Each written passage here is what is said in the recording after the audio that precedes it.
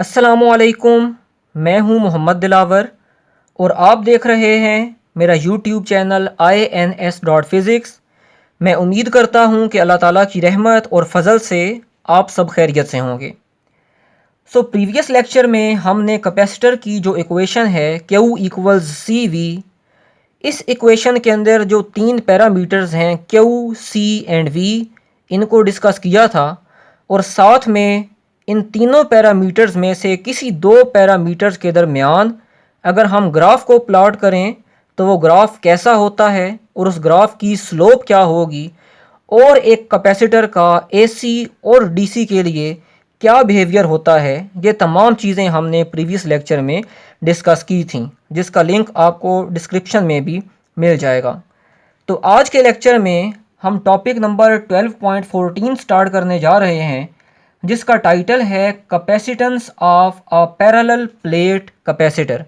याद रखें कि हम यहाँ पर सिर्फ और सिर्फ एक ही कैपेसिटर की टाइप को डिस्कस कर रहे हैं, पैरेलल प्लेट कैपेसिटर, और हम इसी पैरेलल प्लेट कैपेसिटर की कैपेसिटेंस को यहाँ पर कैलकुलेट करना सीखेंगे। तो आइए स्टार्ट करते हैं। कंसिडर करें कि मेरे पास दो पैरेलल प्लेट्स हैं। हर एक प्लेट का जो एरिया है वो बिल्कुल सेम है। इस प्लेट का एरिया भी ए है, इस प्लेट का एरिया भी ए है। इन दोनों प्लेट्स के दरमियान जो डिस्टेंस है वो डी है और अभी इन दोनों प्लेट्स के दरमियान कुछ भी नहीं है, फ्री स्पेस है। तो सबसे पहले तो हम इस पैरेलल प्लेट कैपेसिटर की कैपेसिटेंस को कैलकुलेट करेंगे अगर इन दो पैरेलल प्लेट्स के दरमियान कुछ भी ना हो, फ्री स्पेस हो, यानी कि एयर भी हो सकती है या वैक्यूम हो दो प्लेट्स के दरमियान। हमने क्या किया कि इस पैरेलल प्लेट कैपेसिटर को एक डीसी बैटरी जिसका पोटेंशियल V है, जिसका वोल्टेज V है, उसके साथ कनेक्ट कर दिया। अब क्या होगा कि कैपेसिटर की जिस प्लेट को पॉजिटिव टर्मिनल से कनेक्ट किया है उस प्लेट के ऊपर पॉजिटिव चार्ज आना स्टार्ट होगा। जिस प्लेट को बैटरी के नेगेटिव टर्मिनल के साथ कनेक्ट किया है उस प्लेट के ऊपर नेगेटिव चार्ज आना स्टार्ट हो जाएगा। दोनों चार्जेस अमाउंट में बिल्कुल सेम होंगे और एक यूनिफॉर्म इलेक्ट्रिक फील्ड क्रिएट हो जाएगी इन दो पैरेलल प्लेट्स के दरमियान, जिसकी डायरेक्शन हाई पोटेंशियल से लो पोटेंशियल की तरफ होगी। और इसी तरह से जो चार्ज है वो उस टाइम तक हमारी प्लेट्स के ऊपर डिपॉजिट होता रहेगा जब तक इन दो प्लेट्स के दरमियान जो पोटेंशियल डिफरेंस है वो हमारी बैटरी के पोटेंशियल के बराबर नहीं हो जाता। And the potential difference between these two parallel plates is del V। हम इस पैरेलल प्लेट कैपेसिटर की कैपेसिटेंस को कैलकुलेट करना चाहते हैं। हमें पता है कि एक कैपेसिटर की जो इक्वेशन है वो है Q इक्वल्स सी वी। क्योंकि मैंने कैपेसिटेंस को कैलकुलेट करना है तो मैंने कैपेसिटेंस को सेपरेट किया, तो कैपेसिटेंस इक्वल आ गई Q अपॉन V। अब ये कैपेसिटेंस जो है यहाँ पर मैंने लिखा हुआ है वैक्यूम। इसका मतलब है कि अभी दो प्लेट्स के दरमियान फ्री स्पेस है, तो मैं उस केस के लिए कैपेसिटेंस को कैलकुलेट करना चाह रहा हूँ। तो अगर मैं Q की वैल्यू कैलकुलेट कर लूँ कि दोनों प्लेट्स में से किसी एक प्लेट के ऊपर कितना चार्ज है और दो प्लेट्स के दरमियान पोटेंशियल डिफरेंस कितना है, अगर मैं इन दोनों चीज़ों को कैलकुलेट कर लूँ और दोनों की वैल्यूज़ यहाँ पर पुट कर दूँ तो मेरे पास कैपेसिटेंस का रिलेशन आ जाएगा। सबसे पहले मैं क्या करता हूँ कि मैं इस V को कैलकुलेट करता हूँ कि दोनों प्लेट्स के दरमियान पोटेंशियल डिफरेंस कितना है, और मैं अगेन रिपीट कर रहा हूँ कि वो उसी टाइम इक्वल होगा जब हमारे पास जो फ्लो ऑफ चार्जेस है वो स्टॉप हो जाएगा। किसकी इक्वल होगा? बैटरी के पोटेंशियल के इक्वल होगा। V को कैलकुलेट करने के लिए हमने क्या किया, हमें पता है कि हमारी दो पैरेलल प्लेट्स के दरमियान जो इलेक्ट्रिक फील्ड है वो बिल्कुल एक यूनिफॉर्म इलेक्ट्रिक फील्ड है। नॉट अगेन यहाँ पर यही शो करवा रहा है कि दोनों प्लेट्स के दरमियान फ्री स्पेस है। और हमें पता है कि एक यूनिफॉर्म इलेक्ट्रिक फील्ड के लिए इलेक्ट्रिक पोटेंशियल ग्रेडियंट उसका फार्मूला होता है E equals V divided by D। V subscript में वैक्यूम, अगेन यही शो करवा रहा है कि दो प्लेट्स के दरमियान फ्री स्पेस है। तो देखें यहाँ से अगर मैं v को सेपरेट करूँ तो v equals E naught into D, that is the potential difference between two parallel plates when there is no any presence of dielectric. So इसको मैंने बोल दिया इक्वेशन नंबर 3। अब what is the value of this electric field intensity. तो अगर आपको याद हो तो जब हमने गाउस लॉ की एप्लीकेशंस को पढ़ा था तो उसमें हमने एक एप्लीकेशन को डिस्कस किया था, electric field intensity between two oppositely charged parallel plates.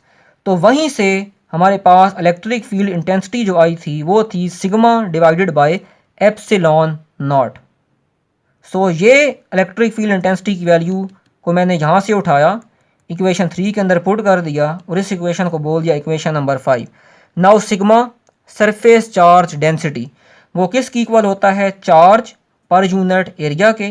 So sigma की जगह पर पुट कर दें क्यू डिवाइडेड बाय ए, एक नीचे लेकर आएँ तो हमारे पास पोटेंशियल आ गया, potential difference between to plates when there is no any dielectric only free space is present, वो आ गया हमारे पास Q D divided by A epsilon naught. तो देखें पोटेंशियल की वैल्यू आ गई हमारे पास, इसको मैंने बोल दिया इक्वेशन नंबर 7।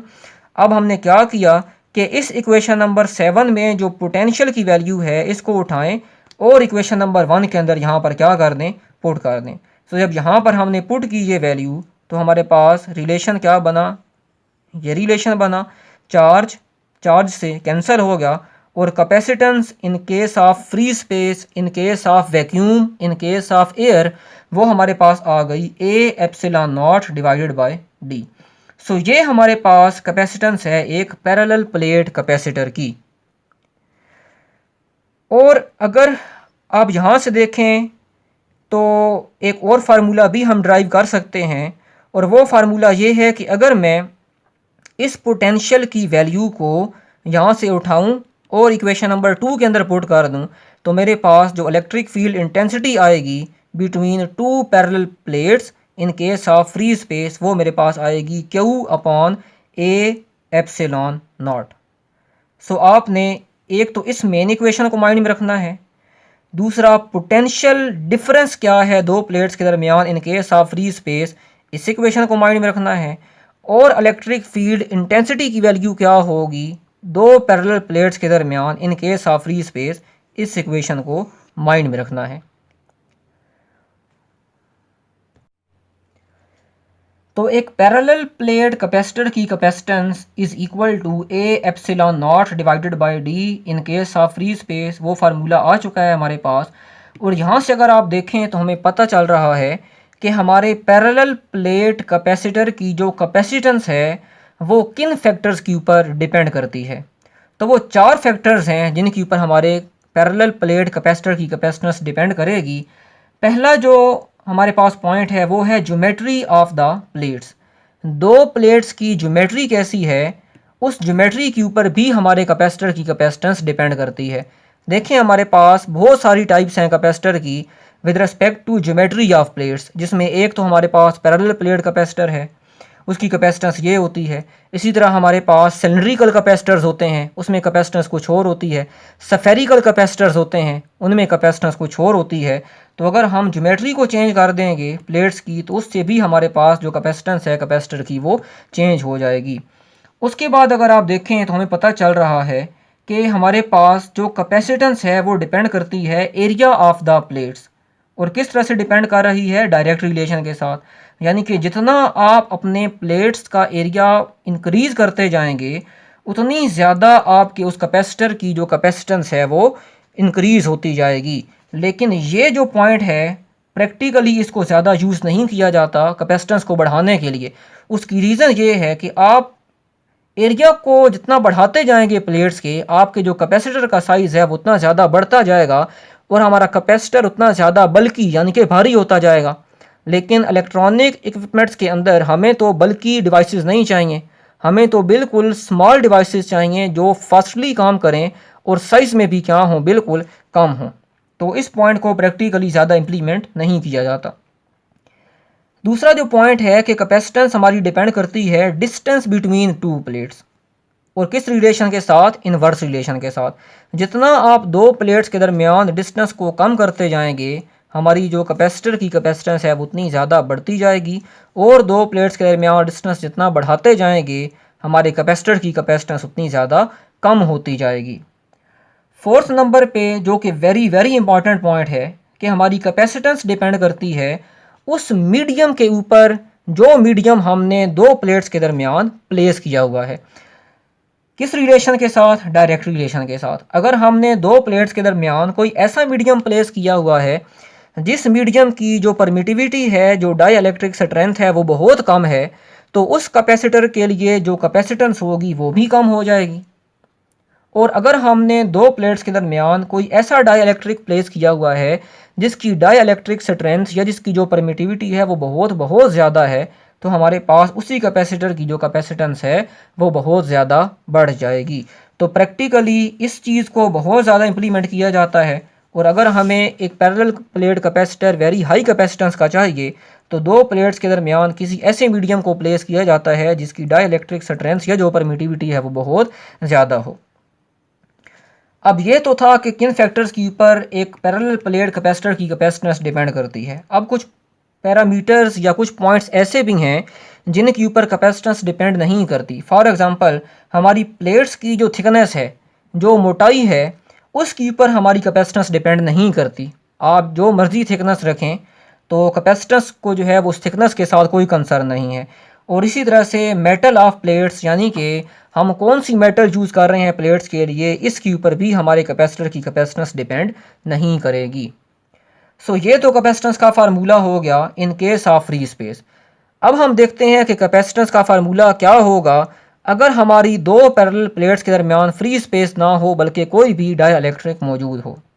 तो जनरली मैं आपको पहले ये बता देता हूँ कि सिर्फ एक ही चेंजिंग आएगी, और वो चेंजिंग ये है कि एरिया और दो प्लेट्स के दरमियान डिस्टेंस, इसको हम बिल्कुल चेंज नहीं कर रहे।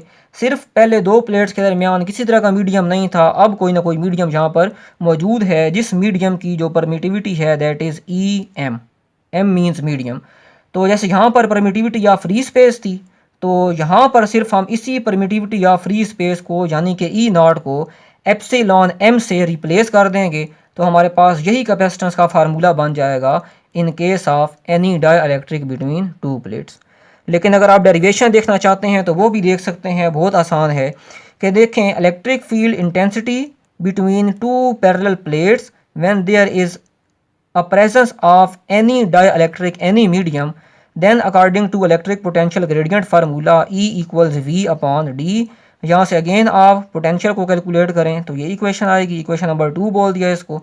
अब अगेन हमारे पास electric field intensity between two oppositely charge parallel plates by the application of Gauss's law, और वो हमारे पास है सिग्मा अपॉन एप्सिलॉन। और क्योंकि यहाँ पर मीडियम को यूज़ कर रहे हैं तो उसी मीडियम की परमिटिविटी लेंगे। उस एप्लीकेशन में दो प्लेट्स के दरमियान फ्री स्पेस थी, तो हमने परमिटिविटी भी फ्री स्पेस की ही ली थी। और सिग्मा किसकी इक्वल होता है? चार्ज पर यूनिट एरिया के। तो ये हमारे पास आ गई ई मीडियम की value Q upon A divided by epsilon naught epsilon r. ये मैंने यहाँ पर ई एम को इससे रिप्लेस किया है। कैसे? बिल्कुल पहले लेक्चर्स के अंदर हमने रिलेटिव परमिटिविटी को डिस्कस किया था, और रिलेटिव परमिटिविटी क्या थी? The ratio between permittivity of medium to the permittivity of free space is called relative permittivity. तो यहाँ से आप अगर अपने मीडियम की परमिटिविटी को कैलकुलेट करें तो वो आएगी E R multiplied by E not के। सो वो वैल्यू मैंने यहाँ पर रिप्लेस कर दी। उसके बाद हमारे पास क्या हुआ कि इस ए को नीचे लेकर आए तो फाइनल इंटेंसिटी का ये रिलेशन होगा, इक्वेशन नंबर 3 इसको बोल दिया। अब ये इक्वेशन नंबर 3 जो है इसकी वैल्यू आप यहाँ से उठाएं और इसको इक्वेशन नंबर 2 के अंदर पुट कर दें। ये सारे का सारा प्रोसीजर बिल्कुल वैसे ही है जैसे अभी हमने फ्री स्पेस के लिए कैपेसिटेंस को कैलकुलेट किया था। तो यहाँ पर पुट करने से क्या हुआ कि हमारे पास voltage between two parallel plates in case of medium, उसकी इक्वेशन ये आ गई, इक्वेशन नंबर 4 बोल दिया। इस इक्वेशन को उठाया और इस इक्वेशन को हमने पुट कर दिया इक्वेशन नंबर 1 के अंदर, तो हमारे पास ई मीडियम की वैल्यू आ गई Q D divided by A epsilon naught epsilon r, जहाँ पर डी डी से कैंसिल हो गया और अगेन हमारे पास यही रिलेशन जो है वो रह गया। अब कैपेसिटेंस इक्वल होती है चार्ज डिवाइडेड बाय पोटेंशियल के। In case of any medium क्या होगा? पोटेंशियल को भी हम लेंगे in case of that medium. और potential in case of that medium, ये सारी वैल्यू यहाँ से उठाई, यहाँ पर रिप्लेस कर दी, इक्वेशन को रीअरेंज किया, जो कैंसिलेशन हो रही थी उसको कैंसल आउट किया, तो capacitance in case of any other dielectric in case of any other medium वो हमारे पास आ गई A epsilon naught epsilon r divided by d. अब अगर आप यहाँ पर देखें तो ये जिसको मैं ब्लैक कलर में सर्कल कर रहा हूँ एप्सिलॉन नॉट एप्सिलॉन आर, ये सारा किसकी इक्वल है? परमिटिविटी ऑफ मीडियम के। तो इसलिए मैंने स्टार्ट में आपको कहा कि सिर्फ हम क्या करेंगे कि यहाँ पर जो परमिटिविटी ऑफ फ्री स्पेस है जस्ट हम उसी को रिप्लेस कर देंगे परमिटिविटी ऑफ दैट मीडियम, जो भी मीडियम हमारा दो प्लेट्स के दरमियान मौजूद है। बाकी अगर आप गौर से देखें यहाँ पर तो ये जो ग्रीन बॉक्स के अंदर आपको एक्सप्रेशन नज़र आ रहा है ए epsilon naught divided by D, ये सारा किसकी इक्वल है? That is the capacitance of parallel plate capacitor in case of vacuum in case of free space. तो इस पूरे बॉक्स की जगह मैं क्या लिख सकता हूँ? C vacuum into E R. तो यहाँ पर अगर आप गौर से देखें तो जो रिलेटिव परमिटिविटी है बाय नेचर इसकी जो वैल्यू होती है वो हमारे पास होती है ग्रेटर देन 1। वैक्यूम के लिए हम इसको 1 की इक्वल ही लेते हैं, एयर के लिए भी तकरीबन इक्वल ही लेते हैं, लेकिन एयर के लिए जो एग्जैक्ट वैल्यू है रिलेटिव परमिटिविटी की वो हमारे पास होती है 1.0006। तो बहरहाल रिलेटिव परमिटिविटी हमेशा 1 से ग्रेटर होगी। सो जब भी 1 से ग्रेटर फैक्टर इस कैपेसिटेंस के साथ मल्टीप्लाई होगा तो हमारे पास जो रिजल्टेंट आंसर आएगा वो रिजल्टेंट आंसर इस आंसर से या इस एक्सप्रेशन से या इस वैल्यू से हमेशा क्या होगा?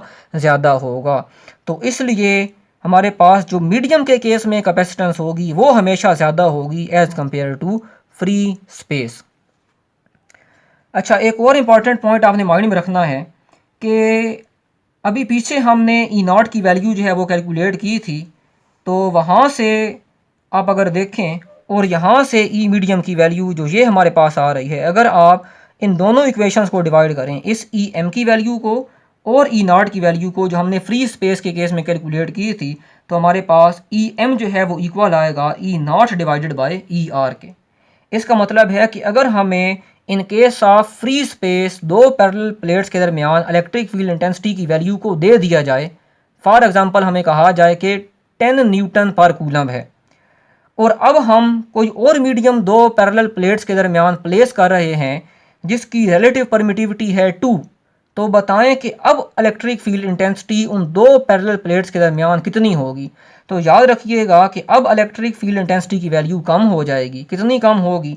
अगर 10 न्यूटन पर कूलम थी पहले और हमने 2 वैल्यू की रिलेटिव परमिटिविटी का मीडियम प्लेस किया है, तो अब हमारे पास जो इलेक्ट्रिक फील्ड इंटेंसिटी होगी वो 10 न्यूटन पर कूलम से डाउन होकर 5 न्यूटन पर कूलम पर आ जाएगी। बिल्कुल यही केस हमारे पास पोटेंशियल के फार्मूले के ऊपर भी अप्लाई हो सकता है। और कैपेसिटेंस का मैंने आपको बता दिया है कि अगर हम अपने कैपेसिटर की कैपेसिटेंस को बढ़ाना चाहते हैं तो हमें कोई हाई डाई इलेक्ट्रिक यानी कि कोई हाई वैल्यू की परमिटिविटी का जो मीडियम है वो हमें दो प्लेट्स के दरमियान प्लेस करना पड़ेगा।